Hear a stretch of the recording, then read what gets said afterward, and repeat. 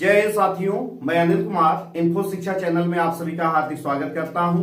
दोस्तों, आज के अपने लेक्चर में हम डिस्कस करने जा रहे हैं यूपी टेट में आए हुए प्रश्नों पर चर्चा, जिसमें 2019 के मैथमेटिक्स के मैंने प्रश्न को लिया है और इस श्रृंखला में अब तक मैंने 13 क्वेश्चन पे डिस्कशन कर चुके हैं। आप पिछले लेक्चर में जाकर उन प्रश्नों का डिस्कशन देख सकते हैं। कुछ कॉन्सेप्ट भी आपको जो है उसमें देखने के लिए मिल जाएगा। आइए देखते हैं क्वेश्चन। किसी आयताकार खेत का विकर्ण 17 मीटर है तथा परिमाप 46 मीटर है, तो खेत का क्षेत्रफल क्या होगा? तो पहले एक चीज यहां पे हम ये जानते हैं कि पहले व्याख्या करते हैं कि अगर इसका ये लंबाई है और ये चौड़ाई है तो इसका क्षेत्रफल क्या होता है? L इंटू बी होता है। ये एरिया होता है किसका? आयत का, रेक्टेंगल का। और इसका पेरीमीटर कितना होगा? परिमाप बराबर होगा 2 इंटू एल प्लस बी। अब यहां से इसका क्या दिया गया है? ये डायगोनल दिया है, विकर्ण की माप दिया है कितना? 17।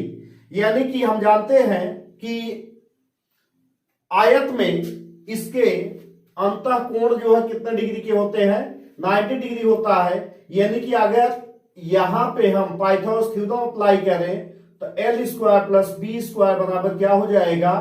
डायगोनल का स्क्वायर यानी कि 17 का स्क्वायर। मतलब क्या हो जाएगा? L square plus B square बराबर 17 का स्क्वायर 289।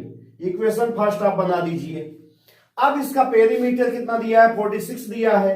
यानी कि 2 ब्रैकेट में एल प्लस बी बराबर कितना हो जाएगा? 46 हो जाएगा। यानी कि L प्लस बी कितना आ जाएगा?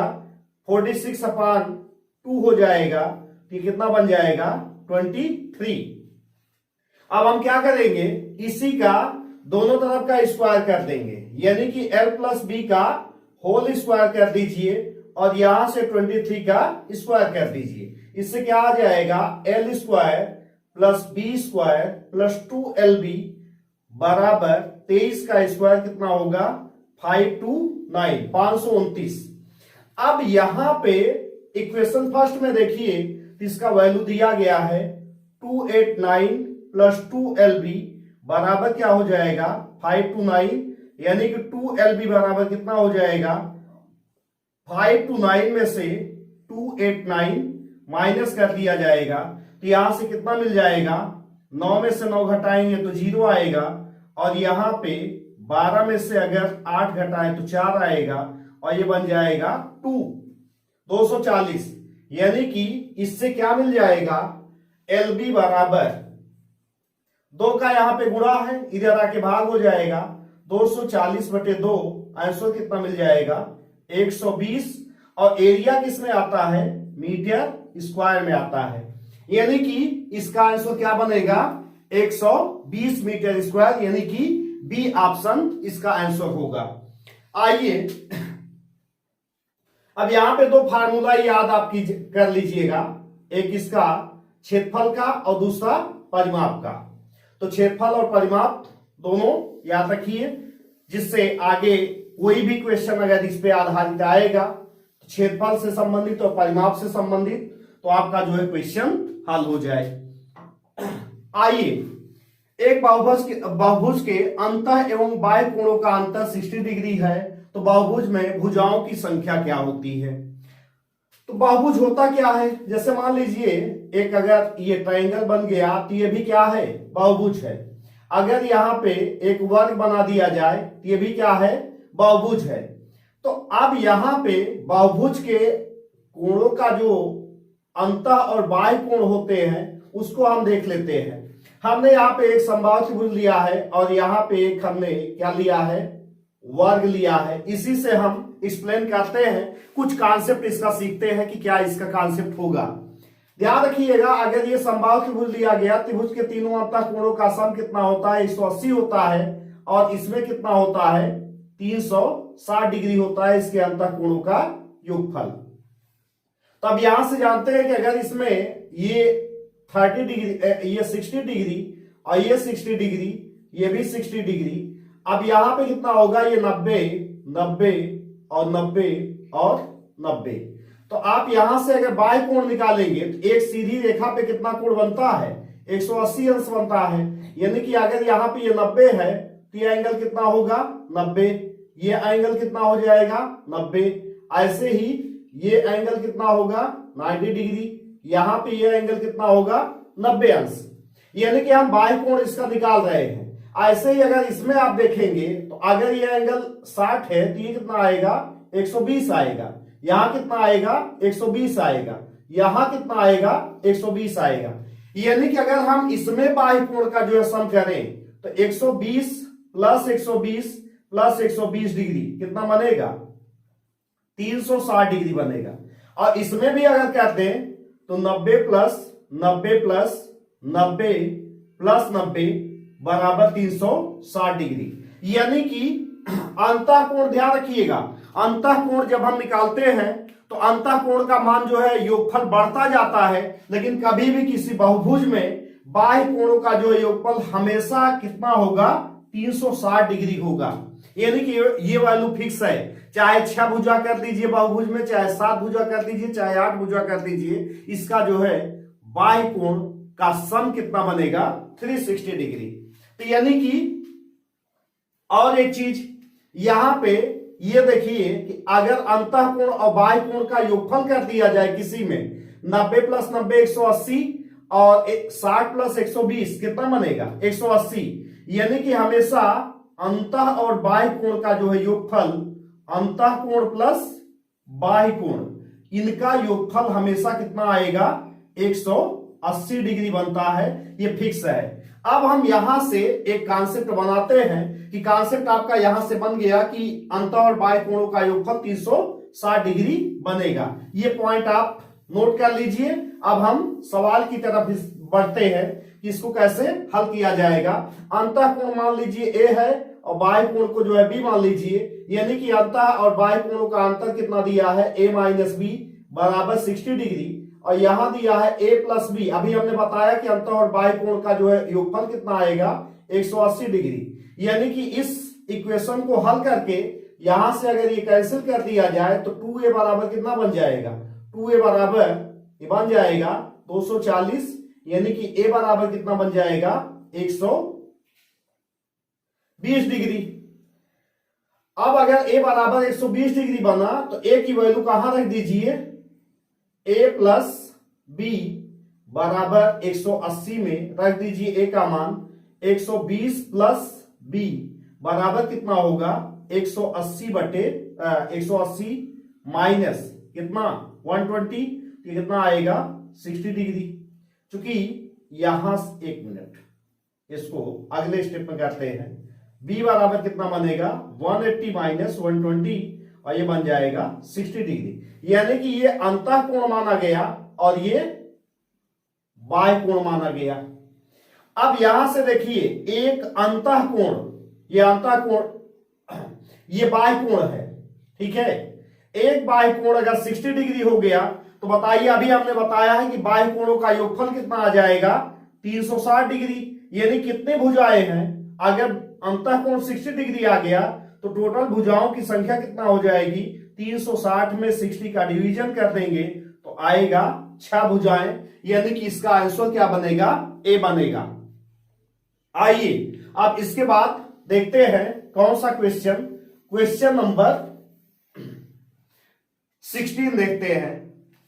दिया है ₹10 के 6 की दर से केले खरीद कर ₹6 में 4 केले की दर से बेचने पर कितने प्रतिशत की हानि होती है या हानि होगी। तो अब ऐसे क्वेश्चन को हल करने के लिए आपको क्या करना है, जहां भी इस तरीके क्वेश्चन मिले पहले आप क्या कीजिएगा, जो केले 6 केले और यहां रुपये कितना है 10 RS, और इसके बाद 4 केले को जो है 6 रुपए की दर से बेचा गया। तो सबसे पहला आपको जो है ये शॉर्टकट कैसे करना है कि पहले आप ये तिरछा तिरछा फर्स्ट स्टेप आपका ये चलेगा। यानी कि 6 गुणे 6 कितना आएगा 36, माइनस इसके बाद कीजिएगा कौन सा सेकंड स्टेप, ये है सेकंड स्टेप। कितना बन जाएगा 4 गुणे 10 यानी कि आएगा 40, बटे में जो सेकंड स्टेप है यहां पे यही मान जो है कीजिएगा 40, यानी कि पहले देखिए तिरछा तिरछा गुणा, लेकिन ध्यान रखिएगा पहले आप जो है वस्तु रखेंगे उसके बाद प्राइस को रखेंगे, ठीक है।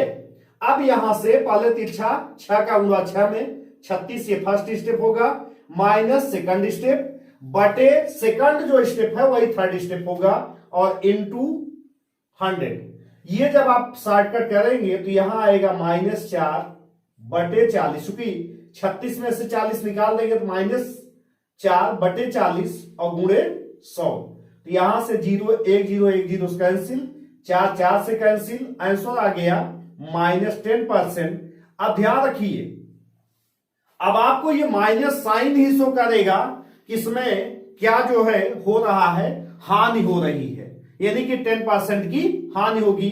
इसका कौन सा आंसर होगा? इसका सी, इसका ए, इसका बी। तो दोस्तों यदि आपको ये हमारा वीडियो पसंद आ रहा है तो आप लाइक, कमेंट और शेयर जरूर कीजिए, और जो आपको इसमें इससे संबंधित क्वेश्चन से संबंधित, चूंकि 2019 के यूपी टेट के क्वेश्चन पे हम परिचर्चा कर रहे हैं, और बहुत सारी चीजें आपको जो है इसमें सीखने के लिए मिलेंगी, नए नए कॉन्सेप्ट आपको जो है सीखने के लिए मिलते रहेंगे। और आप अगर पेपर को पूरा हल कर लेते हैं तो जान जाइए यूपी टेट के मैथमेटिक्स की आधी तैयारी जो है आप कर लेते हैं, तो कॉन्सेप्ट भी सीखने के लिए मिलेगा और क्वेश्चन भी। आइए अब देखते हैं कि ये दो संख्याओं का अंतर तथा गुणनफल 5 तथा 3600, तो उनके व्युत्क्रमों का अंतर क्या होगा। ऐसे सवाल को जो है हल करने का क्या तरीका होगा कि मान लीजिए दो संख्याएं a और b हैं, तो क्या दिया है अंतर, अंतर मतलब a माइनस बी बराबर कितना दिया है 5, यह अंतर है, और ये क्या है गुणनफल है, यानी कि ab बराबर 36 दिया है। अब क्या करना है आपको, इसके दोनों पक्षों में 36 से डिवाइड कर देना है, a minus B upon A B, तो ये क्या बन जाएगा 5 अपान ए बी बन जाएगा। मतलब पहले समीकरण में क्या किया गया, दूसरे से भाग कर दिया गया। अब इसको अलग अलग कर लीजिए, a upon A B minus क्या हो जाएगा b अपान ए बी का यहां पे मान रख दीजिए, तो कितना आएगा 5 अपान 36 है। तो यहां देखिए a से कैंसिल 1/b माइनस b से कैंसिल 1/a, और बराबर आ गया 5 अपान 36। ध्यान रखिएगा संख्या का व्युत्क्रम होता क्या है, व्युत्क्रम मतलब उसका उल्टा। जैसे अगर मान लीजिए a दिया गया है, a का मतलब क्या होगा a/1, और इसका व्युत्क्रम क्या होगा 1 अपान a। बहुत सारे लोग जो है इस छोटी छोटी चीज को जो है नहीं जानते हैं, तो यहां पे सीखिए कि अगर a लिखा है इसका व्युत्क्रम 1/a आएगा। कैसे, चूंकि a को लिख सकते हैं a/1, और इसको उल्टा करेंगे तो 1 अपान a आएगा। तो इस तरीके से व्युत्क्रम आ गया 1/b माइनस 1/a बराबर 5 अपान 36, यानी कि इसका आंसर क्या बन जाएगा सी बनेगा। अब एक क्वेश्चन और है जो डिविजिबिलिटी पे आज हमने लिया है, विभाज्यता के नियम पे। और विभाज्यता का नियम अगर आपको कॉन्सेप्ट समझना है तो आप हमारे चैनल के प्लेलिस्ट में जाके, हालांकि उसकी वीडियो की क्वालिटी उतना बेहतर नहीं है, लेकिन फिर भी आप उसको जो है देख करके कॉन्सेप्ट समझ सकते हैं। तो आइए देखते हैं, यहां पे 4 1, इसके बाद 7 दिया है, फिर z दिया है, इसके बाद 8 दिया है।